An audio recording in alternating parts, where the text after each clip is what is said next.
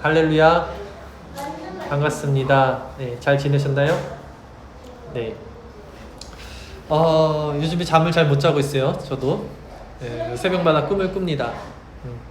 꿈 얘기가 나와서 그런데 제 꿈이 목사였어요. 초등학교 6학년, 중학교 1학년 때 처음 그 마음을 가졌는데요.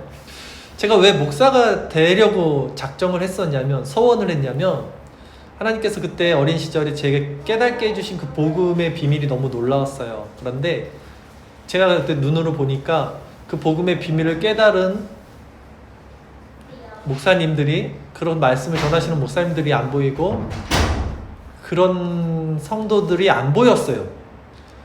제 건방지게 들릴 수 있는 말이지만 그런 까닭에 제가 목사가 되겠다는 마음을 가졌습니다. 그리고 지금 딱 30년이 지났어요. 한 세대가 지나서 이제 제가 아까 광고했듯이 다음 달 이제 11일 날 목사 안수를 받아요. 어쨌든 제가 요즘에 그 꿈을 계속 꾸고 잠을 못 자고 그러는데요. 주중에도 제가 한번 꿈을 꾸고 또 잠에서 깼는데, 오늘 전하는 이 설교문이 그 새벽에 한숨에 제가 다 썼어요. 일어나자마자 쭉 썼습니다. 근데 그 꿈을 통해서 제가 그 처음 제가 가졌던, 중학교 1학년 때 가졌던 내가 목사가 돼야 되는 이유, 목적에 대해서 다시 상기를 시켜줬어요. 제 안에서 좀 흐릿해져 있던, 내가 목사가 되려고 했던 그 마음이 생각났습니다. 그래서 오늘은 그 말씀을 전하려고 해요. 오늘 말씀이 굉장히 불편하고 받아들이기 힘든 말씀일 수 있습니다. 그러나 성령께서 들을 수 있는 길을 열어서 우리 마음을 열어주시길 바라는 마음으로 제가 힘써 말씀을 전하도록 하겠습니다. 오늘 본문 말씀 함께 다시 한번 읽겠습니다. 마가복음 4장 1절 말씀입니다. 마가복음 4장 1절 말씀 같이 읽겠습니다. 시작. 예수께서 다시 바닷가에서 가르치시니 큰 무리가 모여들거늘 예수께서 바다에 떠있는 배에 올라 앉으시고 온 무리는 바닷가 육지에 있더라 했어요. 예수님께서 바닷가 갈릴리에서 다시 말씀을 전하시는데 큰 무리들이 모여들었습니다. 근데 예수님이 바다에 떠있는 배에 올라서 말씀을 가르치시고 그 많은 무리들은 육지 가운데 있었습니다. 갈릴리 해변이 이렇게 원형으로 되어 있고 경사로 되어 있는 지형이라서 바다에서 이렇게 말씀을 전하면 수천 명에게까지 힘들이지 않고 이 목소리가 전달되는 효과가 있다는 것이 그 이스라엘 과학자들에 의해서 입증이 되었다고 합니다. 그래서 예수님이 바닷가에서 배에서 이제 말씀을 전하신 거예요. 그 말씀이 뭐였냐면, 오늘 말씀이 유명한 말씀이죠. 씨 뿌리는 자의 비유에 대한 말씀을 하십니다. 씨 뿌리는 자의 비유에 대한 말씀, 마가복음 4장 2절에서 9절까지 말씀인데요. 좀 길지만 우리 다시 한번 같이 읽겠습니다. 시작. 이에 예수께서 여러 가지를 비유로 가르치시니 그 가르치시는 중에 그들에게 이르시되, 들으라. 씨를 뿌리는 자가 뿌리러 나가서 뿌릴새 더러는 길가에 떨어짐에 새들이 와서 먹어버렸고, 더러는 흙이 얕은 돌밭에 떨어짐에 흙이 깊지 아니하므로 곧 싹이 나오나 해가 돋은 후에 타서 뿌리가 없으므로 말랐고, 더러는 가시떨기에 떨어짐에 가시가 자라 기운을 막음으로 결실하지 못하였고, 더러는 좋은 땅에 떨어짐에 자라 무성하여 결실하였으니 30배나 60배나 100배가 되었느니라 하시고, 또 이르시되 들을 귀 있는 자는 들으라 하시니라. 씨 뿌리는 비유에 대한 말씀을 하셨습니다. 이스라엘에서 농사를 짓는 방법은 우리나라랑 좀 다릅니다. 우리나라는 씨를 심죠, 땅에. 근데 이스라엘은 씨를 뿌려요. 흩어 뿌리기를 합니다. 왜냐하면 이스라엘의 그 지반은 화강암 돌로 되어 있고, 또 그런 관목식물이라 그러죠. 그 잡초 같은 것들이 많아서 심을 수가 없어요. 그래서 그냥 막 뿌리는 것입니다. 그래서 오늘도 그렇게 뿌린 거예요. 근데 말씀을 보면 길가에도 떨어지고 돌밭에도 떨어졌다 그러잖아요. 그러니까 이것을 뭐 길가에다 뿌렸다는 말이 아니라 밭에 뿌렸는데, 밭에 보면 사람들이 이렇게 밭과 밭 사이를 또 사람이 지나가야 되잖아요. 그 조그만 길이 있을 거 아닙니까? 그 길에도 떨어지고, 또 돌에다 뿌렸다는 게 아니라 아까 말씀드렸듯이 집안이 얕고 그 돌로 되어 있기 때문에 돌 위에 흙이 이렇게 얹혀 있는 거예요. 흙이 얕은 거죠. 그 위에 뿌려졌다는 거고, 또 관목식물들, 그런 잡초들이 많기 때문에 뿌렸는데 그 중에 일부가 그 가시 떨기 안에 뭐 떨어졌다, 이렇게 이해를 하시면 됩니다. 밭에 뿌린 거예요. 그러다 그걸 이해하시면 되고요. 그러면 이제 여기서 씨는 무엇을 말하냐면, 오늘 본문 한번 볼까요? 마가복음 4장 14절 말씀, 오늘 본문에 있습니다. 마가복음 4장 14절 말씀 같이 읽겠습니다. 시작. 뿌리는 자는 말씀을 뿌리는 것이라 그랬죠? 예, 씨는 뭐죠? 말씀이잖아요. 그쵸? 그러면 이 뿌리는 자는 누구일까요? 뿌리는 자는 마태복음 13장 37절, 오늘 주일 설교 말씀 구절에 있어요. 이게 마태복음의 똑같은 내용인데 거기서 이제 나옵니다. 같이 읽겠습니다. 시작. 대답하여 가라사대 좋은 씨를 뿌리는 이는 인자요. 지금 이 말씀을 누가 하고 계시는 거였죠? 예수님이 하시는 거예요. 그러니까 씨를 뿌리는 자는 누굽니까? 예수님이고요. 그 씨는 무엇입니까? 말씀이고요. 그쵸? 즉 본문의 이 비유의 말씀은 예수님이 지금 말씀을 전하고 계시잖아요. 큰 무리들에게. 그 무리들에게 하시는 말씀인데, 그 말씀을 듣고 있는 그 무리들의 마음을 의미해요. 그 말씀이 씨가 너희들 마음에 뿌려지는데, 그 듣는 사람들의 마음이 각각 4가지 밭이 있다는 말씀입니다. 첫 번째 어떤 밭이었죠? 길가 같은 마음이 있고, 두 번째는 돌밭 같은 마음이 있을 거고, 세 번째는 가시떨기 같은 마음, 마지막 4번째가 좋은 마음이 있을 겁니다. 여러분 어떤 마음인지 한번 오늘 내용을 보면서 나는 그 4가지 마음, 돌밭, 길가, 가시떨기, 좋은 땅, 어떤 땅인지 한번 생각해 보세요. 먼저 길가에 뿌려진 씨는요, 어떤 씨냐면 떨어지자마자 새들이 와서 먹어버린다고 합니다. 여기서 길가라는 마음은 뭐냐면 말씀이 전혀 들어가지 않는 마음을 말해요. 교회 밖에 있는 자들, 하나님의 말씀에 아예 관심이 없는 자들. 근데 그들이 마음에 말씀이 떨어질 때 새들이 와서 먹어버린다는데요. 그 새들은 뭐냐면 바로 사탄을 의미합니다. 오늘 본문 마가복음 4장 15절 말씀에 그것이 나옵니다. 마가복음 4장 15절 말씀 같이 읽겠습니다. 시작. 말씀이 길가에 뿌려졌다는 것은 이들을 가리킴이니 곧 말씀을 들었을 때에 사탄이 즉시 와서 그들에게 뿌려진 말씀을 빼앗는 것이요. 그렇죠? 그러니까 지금 이렇게 제가 말씀을 전하는데 이 설교를 들어도 설교가 안 들려요. 딴 생각만 하고 있어요.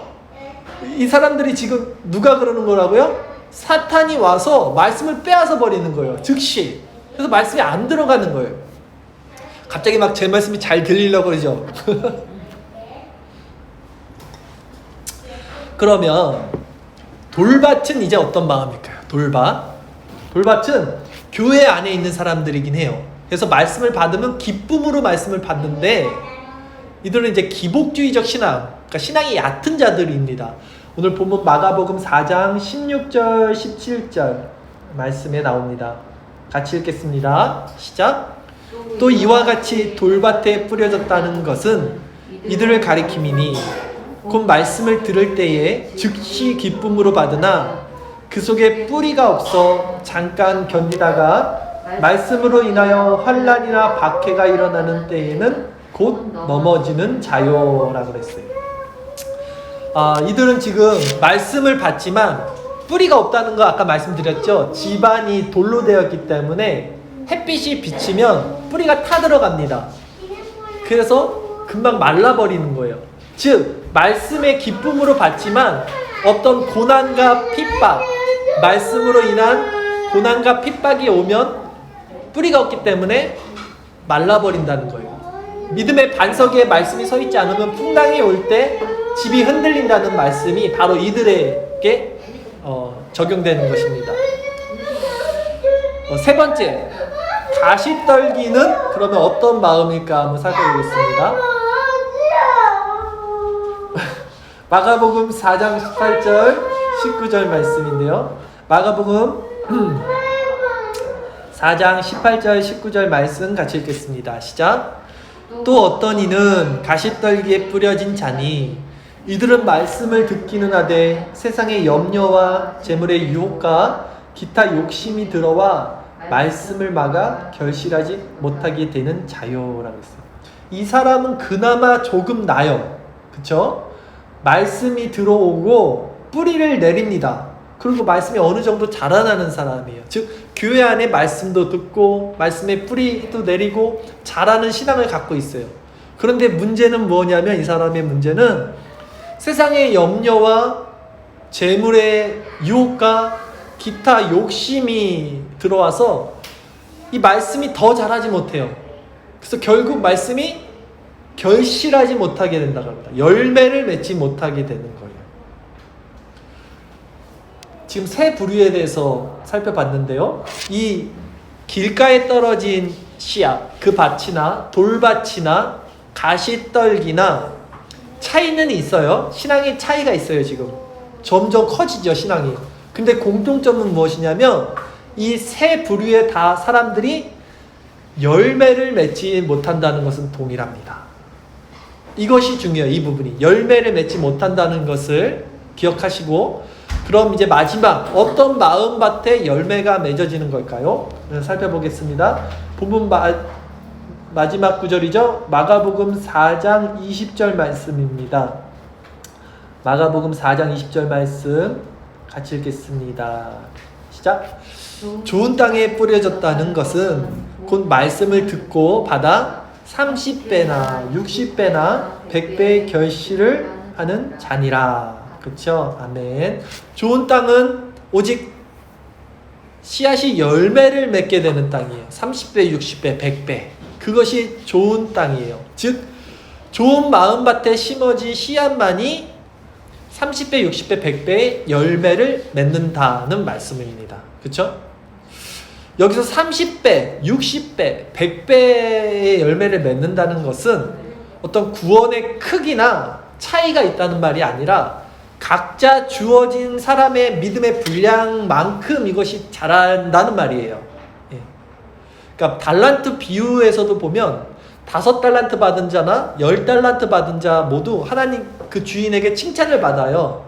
5달란트 받는다면 5달란트를 더 남기고 10달란트는 10달란트를 남겼는데 차등이 있는 것이 아니라 자기에게 맡겨진 그 달란트만큼 배를 수확을 얻었기에 칭찬을 받는 거가 같은 맥락인 거예요. 지금 이 구절로.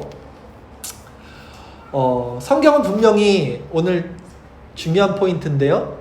성도의 구원을 열매로 비유를 해요.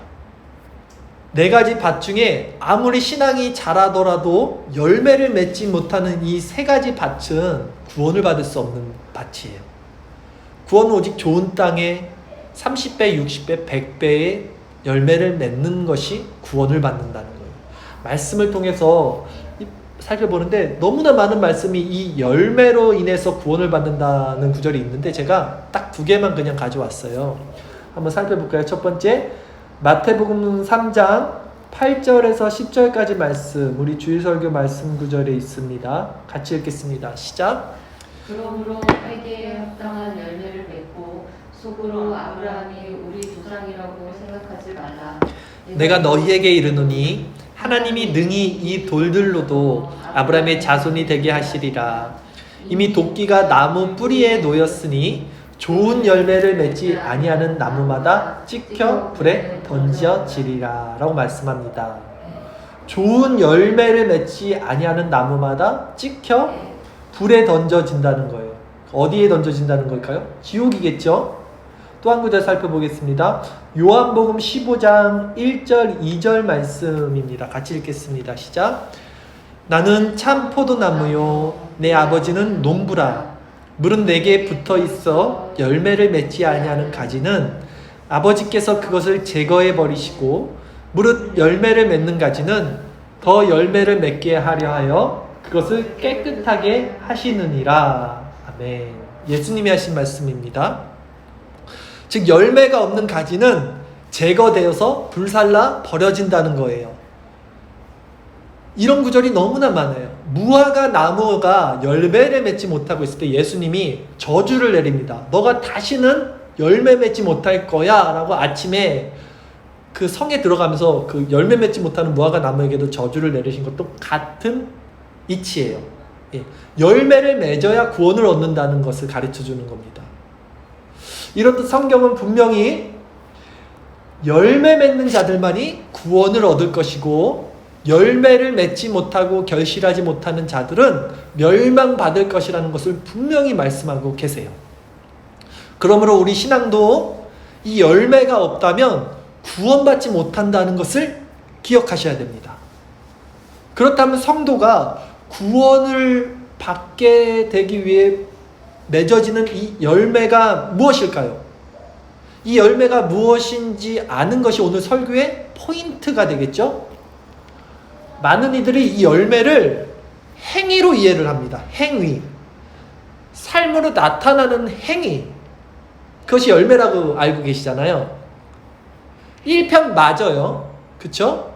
행함이 없는 믿음은 죽은 믿음이고 우리의 열매로 그들을 안다라고 했기 때문에 이 열매라는 것은 행위가 맞아요. 그러나 한계가 있어요. 그렇게 이해하신 거는 절반만 맞는 겁니다. 본문에 보면요, 예수님의 말씀이 무엇이라 그랬죠? 비유로 씨앗이라 그랬잖아요. 말씀이 씨고, 그러면 그 씨가 지금 어디에 떨어졌습니까? 사람들의 마음 밭에 떨어지는 거예요. 그쵸?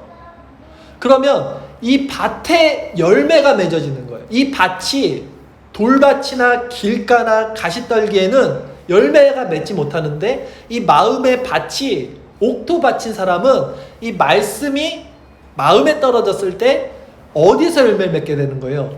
마음에서 얻는 거예요. 마음에서 30배, 60배, 100배의 열매가 맺어지는 거예요. 즉 열매는 행위, 나타나 보여지는 것은 결과고 본질적으로는 내면, 이 마음 밭에서 열매가 맺어진다는 거예요. 내면의 변화에 있다는 것입니다. 빌립보서 1장 9절에서 11절까지 말씀입니다. 빌립보서 1장 9절에서 11절 말씀 한번 같이 읽겠습니다. 시작. 내가 기도하노라 너희 사랑은 지식과 모든 청명으로 점점 더 풍성하게 하사 너희로 지극히 선한 것을 분별하며 또 진실하여 허물 없이 그리스도의 날까지 이르고 예수 그리스도로 말미암아 의의 열매가 가득하여 하나님의 영광과 찬송이 되기를 원하노라 라고 바울이 말을 하죠. 뭐라고 합니까? 예수 그리스도로 말미암는 의의 열매가 너희 마음에 가득하여 너희가 하나님의 영광과 찬송이 되기를 원한다 라고 바울이 말을 해요. 즉 구원받는 성도의 열매는 예수 그리스도로 말미암는 내 마음이 하나님의 영광과 찬양이 되는, 찬송이 되는 변화, 이 내적인 변화라는 거예요. 이것이 열매라는 겁니다. 구원의 표징이라는 거예요. 제가 목사가 되려고 했던 이유가 바로 이 말씀을 전하기 위해서요. 중학교 1학년 때 이것을 보여주신 거예요, 하나님이. 구원에 이르는 열매가 무엇인지 사람들에게 이것을 전해주기 위해서 제가 목사가 되겠다고 생각했던 거예요. 왜냐하면 많은 사람들이 이 구원에 이르는 열매에 대해서 아예 모르고 있거나 완전히 잘못 오해하고 있기 때문에 그런 겁니다. 성도가 하나님의 영광이 된다는 것, 우리 마음이 하나님의 찬양이 되고 찬송이 된다는 것, 이것이 구원의 열매의 본질이고 이것이 우리 심령, 마음에서 일어난다는 거예요. 그리고 이것은 인간의 힘으로나 의지로나 지혜로는 깨달아질 수 없는 전혀 다른 차원의 것이에요. 다른 수준의 것이고 우리 힘으로 그것에 다다를 수가 없는 것입니다. 그래서 이 열매는 오직 성령님께서 함께 하실 때만 알게 되고 우리 안에서 가능해지고 우리가 그것을 성취하고 이루어질 수 있는 내적인 변화라는 거예요. 이게 신비예요. 이것을 모르는 거예요.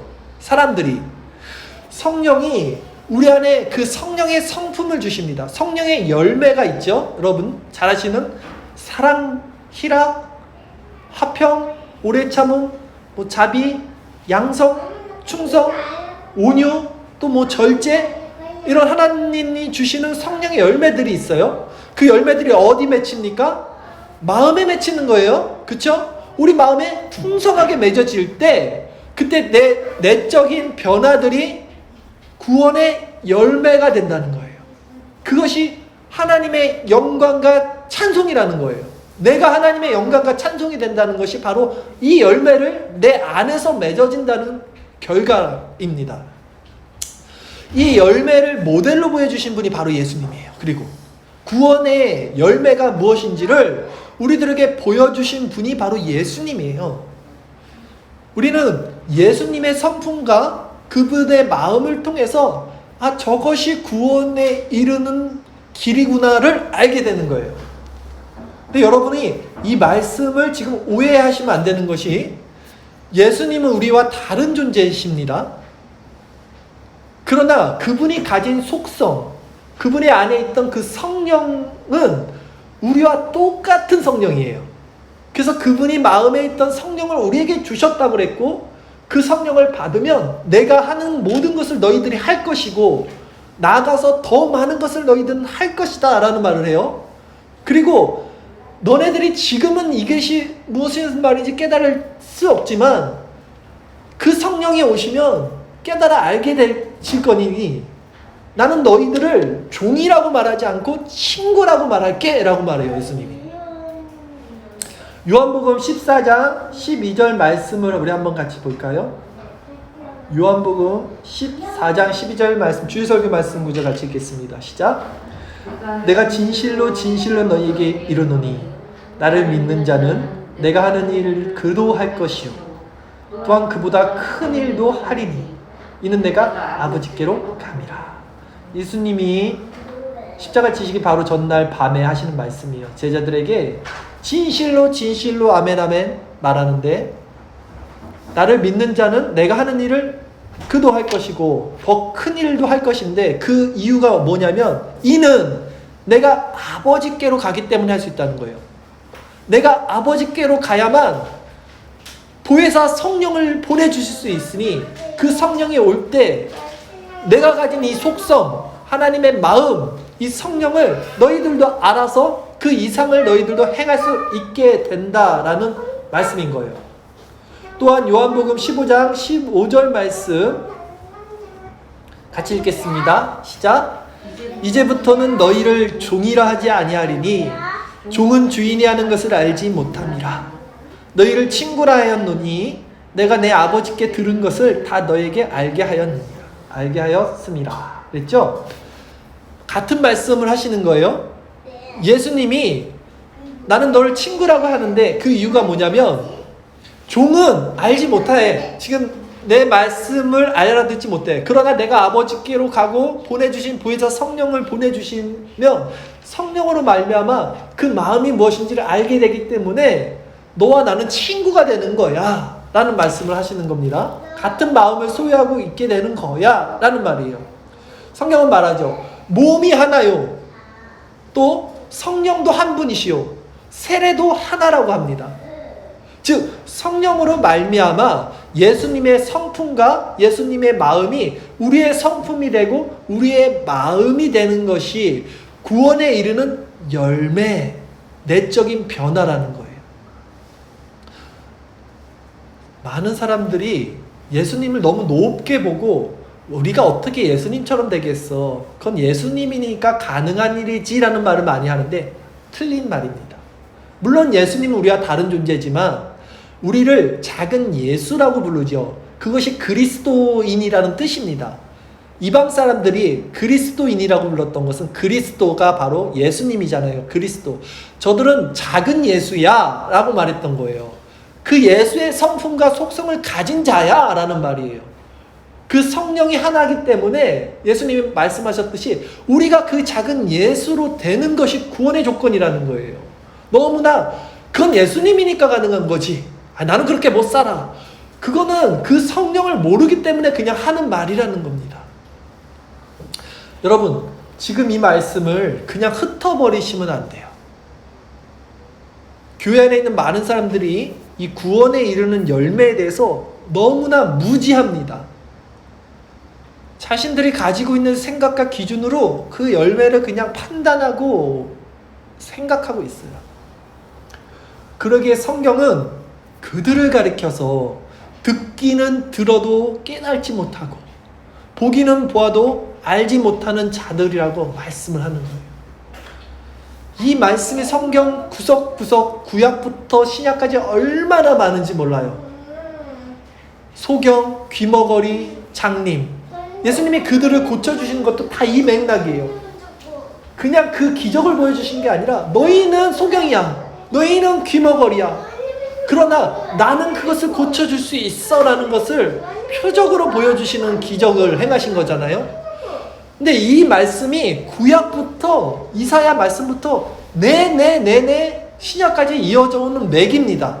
그러니까 성도들을 가리켜 너네들은 보지 못해, 너네들은 듣지 못해, 뭔지를 몰라, 안다고 말하지만 너네들이 그 본다는 그것으로 너희들은 심판을 받을 것이야 이 바리새인들아 라고 예수님 말씀하신 거예요. 그래서 소경을 고쳐주시잖아요. 지금 나보고 보지 못한다는 거예요? 바리새인들이 까불 때 그렇게 말씀하신다고요. 이게 맥이에요. 이게 성경의 구약부터 신약까지 계속해서 하나님이 절실한 마음으로, 안타까운 마음으로 그 백성들을 향해서 한 가지로 말씀하시는 거예요. 왜 보면서도 보지 못하고 들으면서도 듣지 못하냐, 이 말씀이 무슨 뜻인지 왜 알지 못하느냐. 이사야 6장 9절에서 10절 말씀 우리 같이 한번 보겠습니다. 하나님의 마음이 어떤 건지 잘 나타나 있어요. 읽겠습니다. 시작. 여호와께서 이르시되 가서 이 백성에게 이르기를 너희가 듣기는 들어도 깨닫지 못할 것이요 보기는 보아도 알지 못하리라 하여 이 백성의 마음을 둔하게 하며 그들의 귀가 막히고 그들의 눈이 감기게 하라. 염려하건대 그들이 눈으로 보고 귀로 듣고 마음으로 깨닫고 다시 돌아와 고침을 받을까 하노라 하시기로 했어요. 오늘 이 말씀은 하나님이 내가 누구를 보낼꼬 안타까워 하시니까 이사야가 주님 내가 여기 있사오니, 이게 배경이에요. 이게 나를 보내소서, 이게 배경이에요. 이사야. 그러니까 하나님이 그래 너가 가는데 그들이 보기는 봐도 깨닫지 못하게 하고 듣기는 들어도 듣지 못하게 하여서 고침받지 못하게 하라는 이상한 말씀을 하셔요, 미사야에게. 그러나 이 말씀이 무슨 말씀이냐면, 이 말씀 여러분 우리가 오해하면 안 되는 것이, 하나님이 지금 그들의 눈을 막고 귀를 멀고 회개하지 못하게 하는 것이 아니라 그들의 마음 자체가 이미 완악해져서 하나님이 아무리 말해도 그들의 마음이 멀고 눈이 멀고 귀가 멀어서 듣지 못한다는 말을 역설적으로 하신 말씀이에요.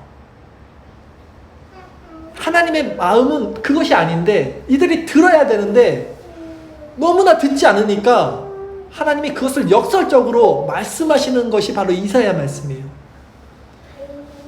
그 이유가 다음 구절에 나와 있어요. 그 하나님의 진짜 마음이 무엇인지. 에스겔서 12장 2절 말씀 한번 볼까요? 에스겔서 12장 2절 말씀에 하나님이 이렇게 말씀하십니다. 같이 읽겠습니다. 시작. 인자야 네가 패역한 족속 중에 거하도다. 그들은 볼 눈이 있어도 보지 아니하고 들을 귀가 있어도 듣지 아니하나니 그들은 패역한 족속이니라. 그렇죠? 이번에 이렇게 말씀하시잖아요. 그들은 볼 귀가 있어도, 볼 눈이 있어도 보지 않고 들을 귀가 있어도 듣지 않는 자들이야. 그러니까 하나님이 그들의 눈을 멀게 한 게 아니라 그들은 볼 눈이 있어도 보지 않은 그런 패역한 자들이라는 것을 말하는 거예요. 즉 인간의 모든 죄의 책임은 인간 자신에게 있는 것이지 하나님께 원인이 있는 것이 아니에요. 하나님이 우리들의 눈과 귀를 막아버린 게 아니라 우리들의 마음이 완악해져서 들을 귀가 있어도 듣지 않고 볼 눈이 있어도 보지 않는다는 것입니다.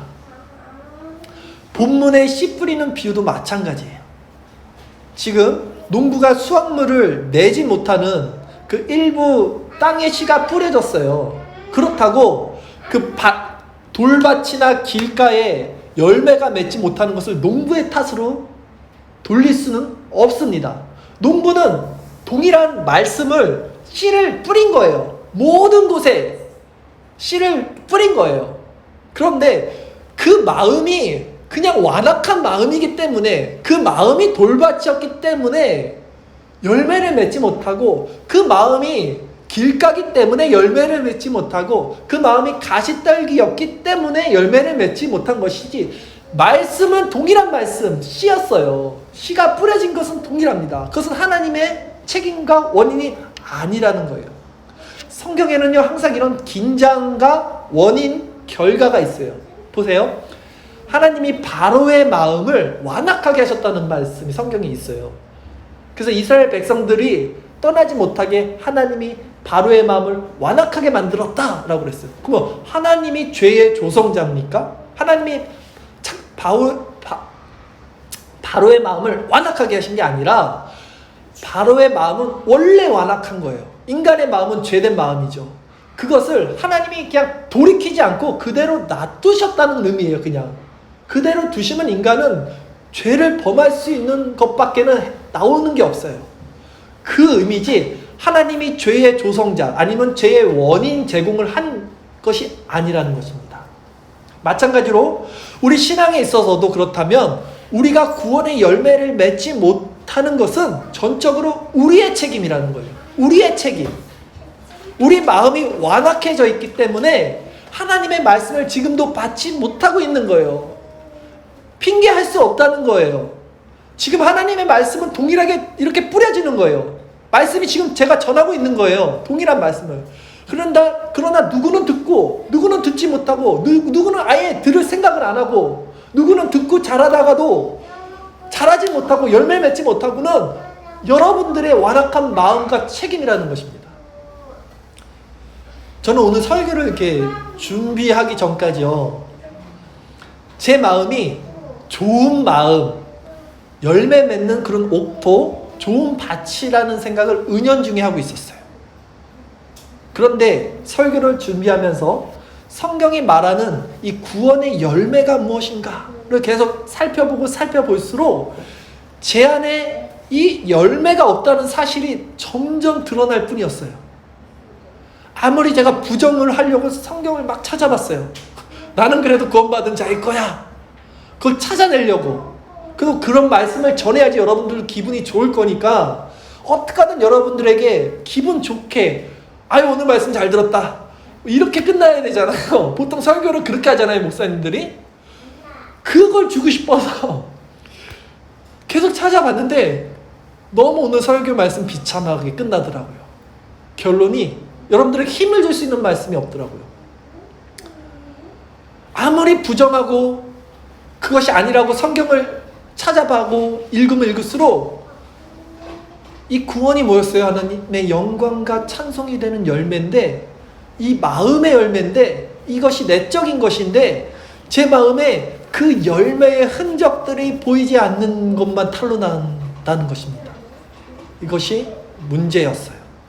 믿고 싶지 않고 인정하고 싶지 않지만 제 안에 이것이 문제가 있다는 것을 알게 되었습니다.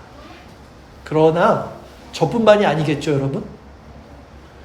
많은 이들이 저와 같이 이 신앙이 지금 빨간불이 켜져 있으면서도 이것이 문제인지도 모르고 이것을 문제라고 인정하지도 않아요. 분명히 본인 삶에 이 내면에 열매가 없는 답답하고 찝찝한 그런 신앙생활을 지금 하고 있으면서도, 본인이 알잖아요, 열매가 없다는 것을. 그 생활을 하고 있으면서도 자신은 내심 구원받을 수 있다고 은연중에 착각하고 믿고 있는 신앙생활을 하고 있다는 것입니다. 그러나 구원받는 신앙생활은 분명히 열매를 맺어야 되는 거예요. 제가 오늘 말씀을 준비하면서 성경을 보면 볼수록 이 열매가 있어야지 구원받는 거예요. 근데 내가 이것을 오늘 제가 보면서 다른 목사님들은 어떻게 설교하지? 그래서 다 찾아봤어요. 유명하신 목사님부터. 이렇게 설교를 안 해요. 그냥 구원은 받을 수 있어. 열매가 없지만 부끄러운 구원을 받게 될 거야. 이렇게 설교를 해요. 그러나 우리가 지금 살펴봤듯이 열매가 없으면 잘라서 불살라 버려지는 거예요. 열매를 맺지 못하면 주인이 와서 잘라버리는 거예요. 열매 맺지 못하면 구원을 받지 못한다는 거예요. 이게 팩트예요. 그러니까 말씀을 받고 우리가 잠시 기쁨을 얻어요. 이렇게. 또 말씀이 뿌리가 내리고 자랍니다. 근데 그것이 구원이 아니라는 거예요. 내적인 열매를 맺지 못하면 구원받지 못한다는 것이 성경이 말하는 거예요. 제가 이것을 중학교 1학년 때 알게 된 거, 하나님 보여주신 거였어요. 근데 저도 잊어버리고 있었던 거예요. 지금까지. 그냥 다 이렇게 그렇게 하니까. 그러니 구원받는 것이 얼마나 어려운 거예요. 진짜 아무도 몰라요. 정말로. 그래서 다들 놀란다 그러잖아요. 마지막 날에 나더러 주여 주여 하는 자들이 나는 너를 도무지 모른다 예수님이 말할 때 다 놀란다 그러잖아요. 많은 이들이 이 땅에서 자신의 마음이 변하지 않으면서도 나는 천국에 갈 수 있을 거야. 이 근자감, 근거 없는 자신감, 그렇게 착각을 하는 것이 그 목사들 때문에 그래요. 보니까 그렇게 설교를 하니까 그렇게 믿는 건데, 그러나 여러분 잘 들으세요. 분명히 말씀드릴게요. 신앙생활이라는 것은요, 천국에 가서 열매가 맺어지는 것이 아니라 여러분들이 이 땅을 살아갈 때 그 열매를 맺어야만 천국에 갈 수 있는 거예요. 천국에 가서 내가 영화가 되고 성화가 되고 그 열매를 맺어서 내가 변화되는 사람이 되는 게 아니라 이 땅 가운데 살 때 그 열매가 내 마음에 내적으로 열매를 맺어야지만 그 마음이 천국이고, 그래야지만 정말 죽어서도 천국에 들어갈 수 있다는 거예요. 이것이 본질이에요. 내면의 열매를 맺는 것이 하나님 나라 천국이라고 그러는 거잖아요. 그래서 천국은 예수님이 여기 있다 저기 있다 보여지는 것이 아니라 너의 마음에 있다고 하시잖아요. 마음 밭에 이루어지는 거예요. 우리가 신앙생활을 하면서 정말 가장 무서운 것이 이겁니다. 구원의 열매를 맺지 못하면서도 구원받을 수 있다는 착각 속에, 헛된 그 착각 속에 살아가는 무지한 모습들이 너무나 많다는 거예요. 그것이 결국 뭐냐면 성경이 계속 얘기하고 있는 거예요. 너희가 마음이 둔해지고 귀가 막히고 눈이 감겨서 듣기는 들어도 알지 못하고 보기는 보아도 알지 못한다는 말이 이거예요. 이렇게 눈이 감겨서 신앙생활하는 자들이 얼마나 많은지, 성경에 그 사람들을 위해서 계속 말해주는 거예요. 너무나 많은 교회 안에 있는 그 4가지 밭에 있는 사람들에게 말해주는 거예요. 그런 3가지 밭은 열매를 맺지 못하는 건 얼마나 신앙생활을 오래 했든 얼마나 신앙이 자랐든 뿌리가 있든 다 지옥이에요. 열매 맺지 못하면 지옥이에요.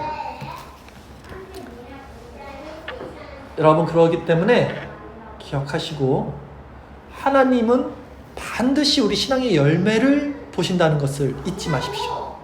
열매가 없으면 구원받지 못하는 거예요. 여러분, 열매가 지금 이 땅에서 여러분 마음에 일어나지 않으면 천국 못 갑니다. 미안하고 죄송하지만 저부터 시작해서 우리 다 천국 못 가요. 우리 마음 가운데 이 구원의 열매를 반드시 맺어야 되는 거예요. 반드시 이 성령의 열매가 우리 마음에 맺어지는 거예요. 맺어져야 되는 겁니다. 성도는 이 구원의 열매를 맺기 위해서 신앙생활을 하는 거예요. 이 땅에서. 근데 구원은 이미 얻은 것이고, 이 땅에서는 열매가 뭐냐면 전도하고, 그래서 교회 일을 열심히 하고, 청소도 하고, 봉사도 하고 해서 하늘에 상급을 쌓는 것을 열매라고 가르치는 그런 헛소리에 속지 마세요.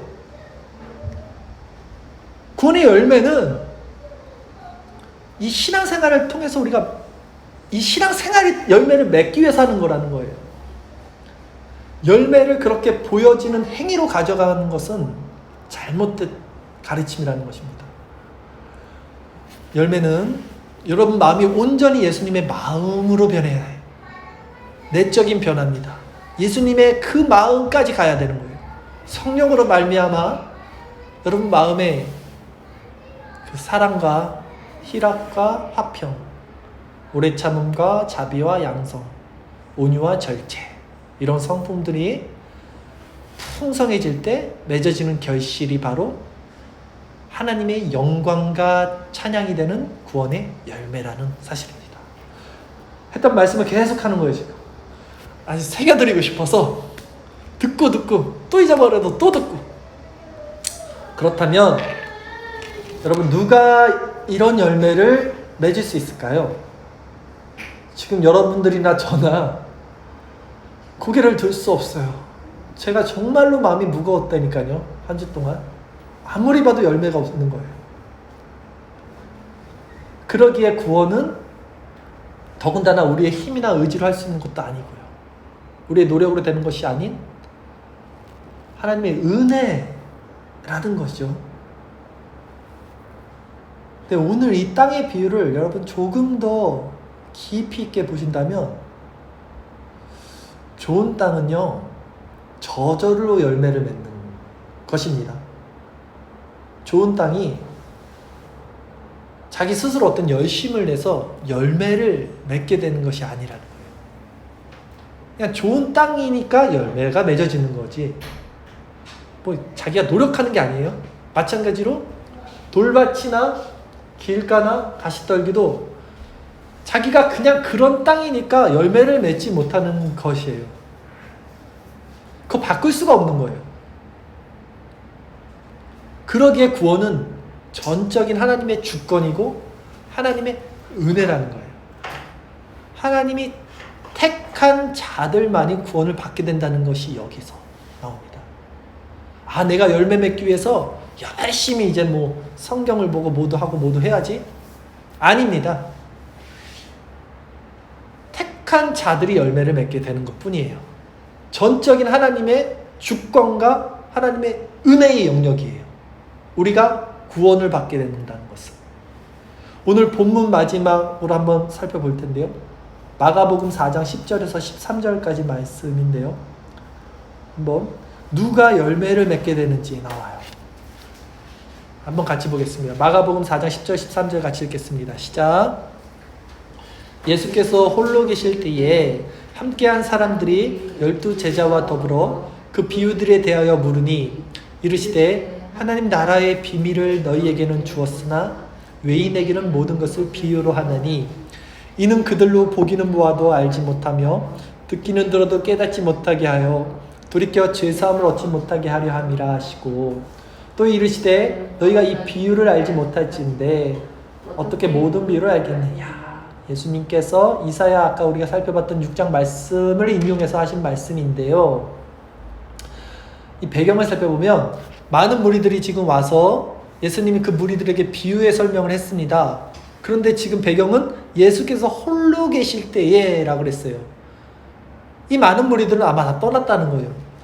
예수님이 이상한 말씀을 하시네. 무슨 말인지 도대체 알아들을 수가 없어.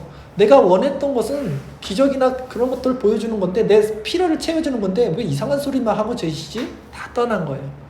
그래서 예수님이 혼자 계실 때 함께한 사람들과 12 제자들, 이 사람들은 제자예요. 예수님의 말씀을 쫓았던 사람들이 남아서 이제 물어봅니다. 그 비유가 도대체 무슨 말씀이었습니까? 라는 거예요. 그런데 이 예수님의 말씀을 깨닫지 못하고 있는 것은 지금 그 무리들이나 남은 제자들이나 똑같아요. 마찬가지예요.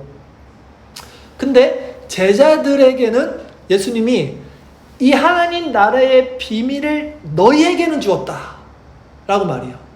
외인에게는 모든 것을 비유로 하는 것은 그들은 하나님의 말씀이 주어진 자가 아니기 때문이다 라고 말을 해요.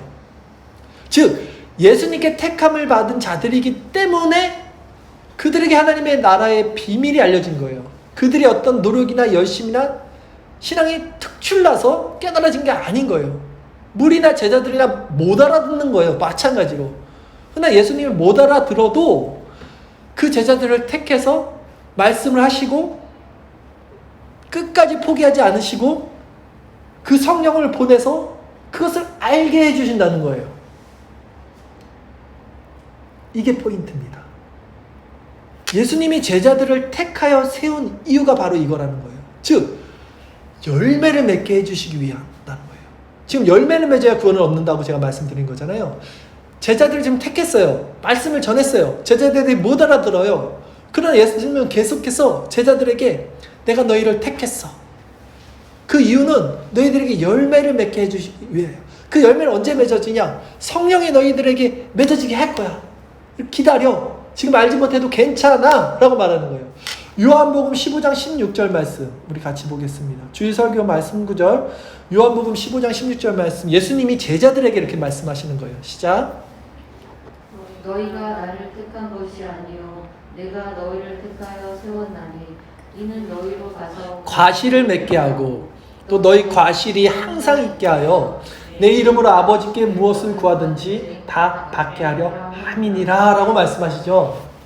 예수님이 제자를 세운 이유가 너희들이 나를 택한 것이 아니라 내가 그냥 너희를 택해서 세웠어. 너희들이 잘난 게 아니라 신앙이 좋아서가 아니라 그냥 택한 거야.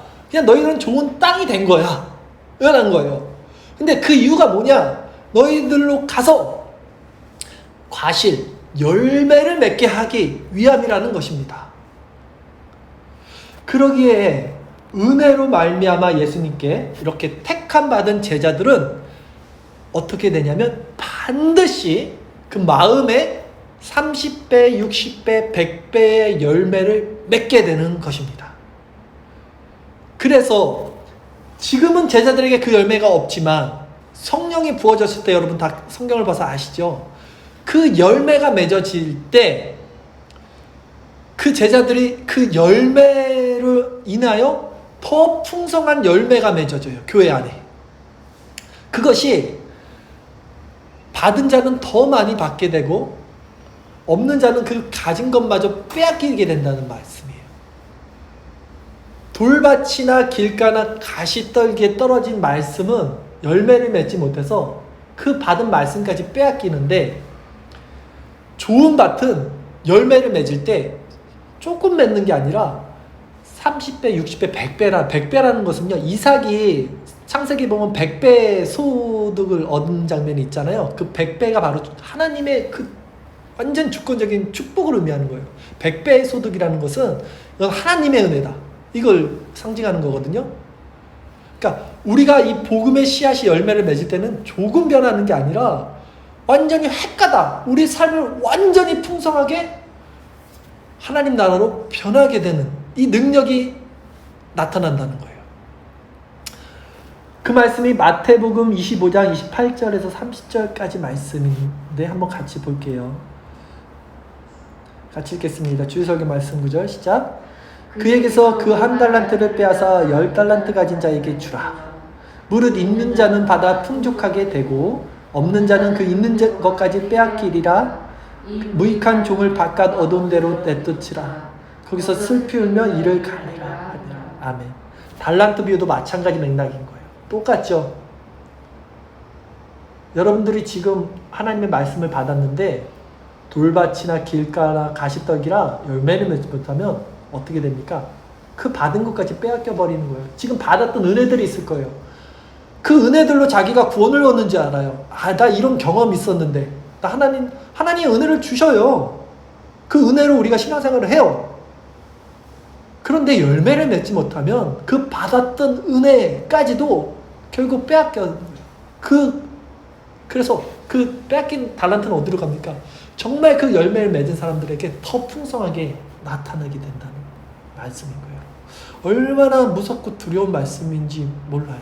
저는 정말 엄중한 마음으로 오늘 설교를 준비했는데 여러분 마음밭이 지금 어떤지 모르겠어요. 귀가 멀어 있는지 눈이 멀어서 지금까지도 이렇게도 말씀을 전했음에도 불구하고 아직도 지금 무슨 말을 하는 건지 그냥 표피적으로만 받아들이고 있는지 저는 모르죠. 저는 다만 엄중한 마음으로 정말 무겁게 말씀을 전한 거라는 것입니다. 결론적으로 말씀을 정리하겠습니다. 여러분, 우리가 이제 운전할 때 보면 내비를 킵니다. 제일 먼저 하는 게 뭐냐면 내 위치를 설정해야 돼요. 내 위치를 설정해야지 목적지까지 정확하게 길이 연결이 되는 거예요. 무슨 말입니까? 우리 신앙도 마찬가지. 지금 내 신앙의 위치가 어딘지를 정확히 점검하는 것이 구원으로 가는 길이 열리는 거예요. 많은 사람들이 향방 없는 열심으로 그냥 열심으로 그냥 신앙생활을 하고 있어요.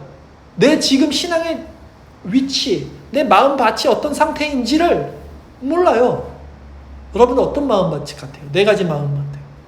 길가는 아니에요, 우리는. 왜냐하면 길가는 말씀이 아예 안 들어가거든요. 근데 돌밭이 많죠. 말씀을 기쁨으로 받는데 뿌리가 없어. 그래서 이게 그냥 뿌리를 내리지 못하고 다 타들어가. 환란이 오면. 그리고 조금 더 신앙생활하는 사람들은 가시떨기 정도는 돼요. 뿌리도 내리고 잘합니다 막. 근데 뭐 어떻게 뭘 먹고 살지, 이 염려가 항상 있어서 그것을 뚫고 나가지 못해요. 중요한 건 뭡니까? 이 사람들 다 구원받지 못하는 거예요. 열매를 맺는 땅만 구원을 얻는다는 것을 기억하셔야 된다는 거예요.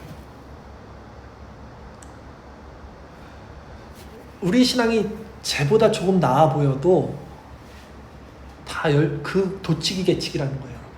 그렇게 신앙생활하는 사람들이 너무나 많다는 것을 저는 알아요. 하나님 그것을 보여주신 거예요. 다 구원을 받고 있다고 생각하는 사람들이 그 말씀을 전하니까 그렇게 전하는 거예요. 그러니까 또 그렇게 생각하는 사람들이 그 말씀을 들으니까 거기 위안을 얻는 거예요. 근데 하나님의 말씀을 보면 다 귀머거리고 벙어리고 들을 기가 없는 자들인 거예요. 그들이 다 모르는 거예요. 그 열매가 뭔지 모르는 거예요. 다시 말씀드리지만 구원의 열매는 바로 우리 내면에, 우리 마음에 예수님의 성품과 마음이 변화돼서 우리 마음이 하나님의 영광과 찬송이 되는 내적인 변화입니다. 이 마음의 본질적인 변화 없이는 구원을 받지 못해요. 그러나 그 기준이 너무 높아서 우리 힘으로 이룰 수 없고 우리 지식으로는 그것이 무엇인지조차 감지할 수가 없어요.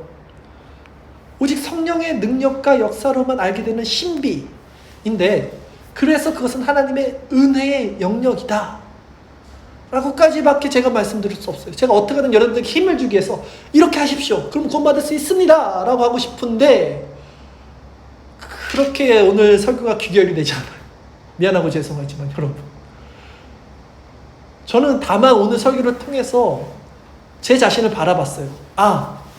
나는 절대 잘 가고 있는 것이 아니고 나는 오늘 바로 이렇게 죽어버리면 난 구원받을 수 있는 믿음이 아니네 라는 것이 제 안에 드러났어요. 내가 그때 옛날에 받았던 은혜 있는데 하나님 그거 제가 알잖아요. 그때 그 은혜. 근데 구원해 주셔야죠. 그거 아니에요. 지금 내 마음에 하나님의 나라가 임하지 않는 열매가 없으면 어떻게 천국에 갈 수 있다고 확신할 수 있겠습니까? 그러나 저는 더 늦지 않게 제가 이 사실을 알게 해주신 것에 감사해요. 하나님께. 혹시 여러분도 저와 같이 이런 딱딱하게 굳어진 심령으로 내적인 변화 없는, 열매 없는 삶을 살고 계신다면 우리의 마음밭을 이제 주님께서 귀경해 주기를 바라는 마음으로 나아갑시다. 그것만이 살 길이에요.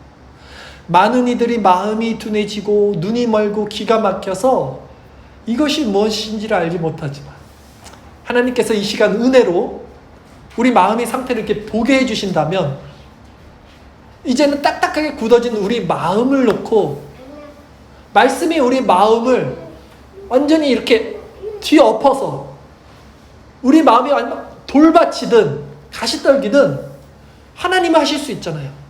하나님이 우리 심령을 완전히 귀경해 주시는 거예요. 은혜의 담비를 부어주셔서 그 딱딱하게 굳어진 우리 심령을 부수는 거예요. 뒤집어 엎는 거예요. 그래서 내 심령이 다 뒤집어지고 나의 것이란 것이 아무것도 남지 않도록 그렇게 내 심령이 완전히 새롭게 귀경이 돼서 그런 마음을 하나님 변화시켜 주세요. 그래야지만 우리가 구원을 받아요, 여러분. 그런 갈급한 심정으로만 나갈 수밖에 없어요. 그 마음조차 없는 사람들이 너무나 많은데 그런 마음이 지금 이 심령에 있다면 그 통회하고 자복하고 갈급하고 겸비된 심령이 여러분 안에 있다면 그것이 은혜예요. 그것이 은혜예요. 비록 지금 내 마음밭이 길가고 돌밭이고 가시 떨기 같을지라도 내 마음이 그런 밭이라는 것을 아는 것이 중요합니다. 내비게이션에서 우리의 출발지를 안다면 정확히 우리가 가야 할 길을 알게 되는 거예요. 그러면 우리 이제 하나님께 구할 수 있습니다. 하나님은 우리의 마음을 변하실 수 있습니다. 우리 힘으로 할 수 없습니다. 그것이 무엇인지도 알지 못합니다. 그러나 하나님, 내가 정말 원하오니 나의 마음이 하나님의 영광이 되고 내가 하나님의 찬송이 되는 그 심령의 열매가 내 내적인 마음에 맺어지게 하여 주시옵소서. 우리 그렇게 기도하는 심령이 되었으면 좋겠습니다. 잠깐 기도하겠습니다.